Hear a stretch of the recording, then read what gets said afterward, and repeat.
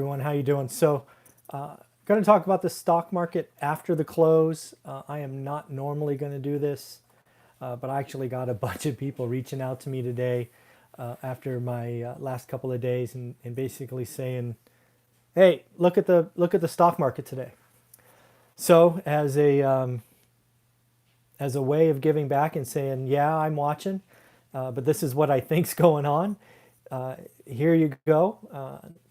For all of you that were telling me that I'm being Chicken Little.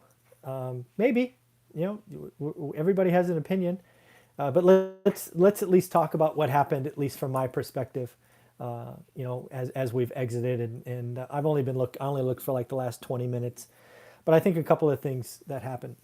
First and foremost, to call an up day or a down day by simply pointing at the scoreboard, that's not really that really doesn't help you per se, unless you're really just doing day trading or something of that nature, or trading the index.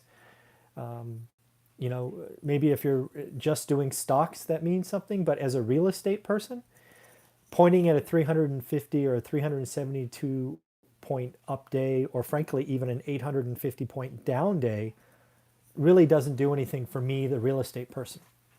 However, trying to dissect consumer behavior, trying to dissect world interrelated economies, all are things that are of interest to me because, again, real estate is based on fear and greed. It is the most expensive investment most of us make in our lives. So I am always watching because you never know when there's that event and things are different. So let's talk about what happened today. Again, from my opinion, first off, you had some positive news on the trade war. You basically have the U.S. delaying some implementations of tariffs. I think it was $100 million starting September 1st. Again, I only read one article on it. Basic net of the story was we don't want to hurt Christmas sales for some reason. I don't really see the connection, but that's what the article said.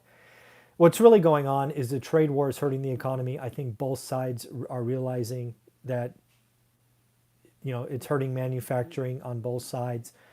It's hurting both economies, and mutual destruction is still destruction. But again, you had a positive news day, positive headlines on the trade war. If you don't think we could wake up tomorrow, or heck, this evening, and have the trade war negative front and center again with one tweet from either side, you're not paying attention, right? This trade war thing, it's important to get through and it's important to resolve. I'm not sure what the end looks like, frankly, for either side. But I know that at the end of the day, the consumers around the world are paying the price, both for lack of things, i.e., China has less food supply. The other thing that's going on is it appears up at the government facilities or Capitol Hill or whatever they call that in Hong Kong. I think to think this is over is a mistake. I think there's a lot of civil unrest for some reason. And just because you can clamp down and get hold of the airport, which is a huge transportation hub, doesn't mean this thing is over.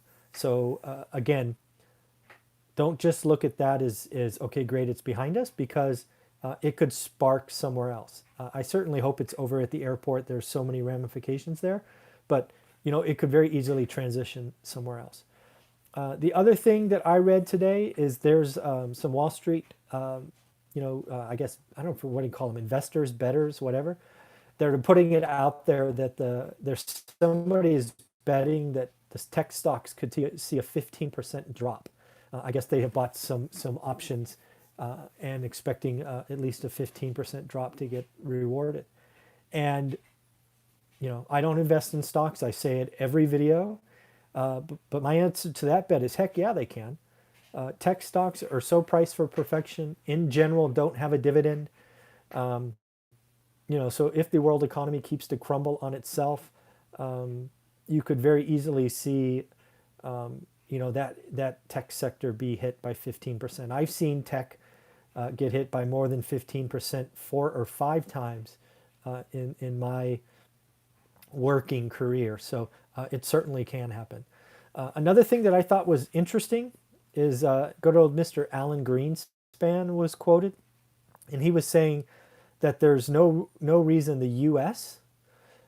Can't go to negative interest rates, which I thought was I guess I thought was interesting. I don't know why, but I just thought there was kind of a line in the sand that would always mean that we wouldn't go negative. Basic point of the article is the rest of the world is on a race to devalue their currencies, and going negative is something. It sparks investment because basically you're paying to hold cash. So he's basically on record as saying if the US wanted to, they could certainly go that direction, which I thought was interesting. But again, as a real estate investor, I wonder what that means for me, right? If the US goes negative interest rates, what kind of interest rates could I get on a 30-year mortgage? Shoot, a 15-year mortgage. Would I see something with a 1 on it? I mean, crazy, right? I mean, that's where I'm going, right? So in essence, if cash is trash because you can't save it, if the stock market's in trouble, you should be buying assets. And assets that have low fixed rate debt, that's a pretty good thing. So I feel really, really good about real estate investing, especially into a yield market that is declining. And if the US goes negative, I just wonder what that means for asset prices, especially asset prices that produce income and inflation and all of that stuff. I think it could get interesting. So again, I wanted to create this video. Do me a favor, if you've seen a couple of these, hit that subscribe button. I know it's a vanity metric, but it's always interesting. Hit that like button for me, if you don't mind. According to Graham Stephan, who's someone I watch, it helps the YouTube algorithm, which again, I don't know what that is, but that's okay. And as always, leave comments below. If you have an article or you want to razz me about some of these videos, go ahead. It's all in good fun. And for the folks that sent me a note about the 370 point increase in the Dow Jones today, congratulations. I hope today was a good day for you. But as I've hopefully shared with you, I don't think we're out of the woods yet. And I wish you all the best and take care of yourself. Thanks.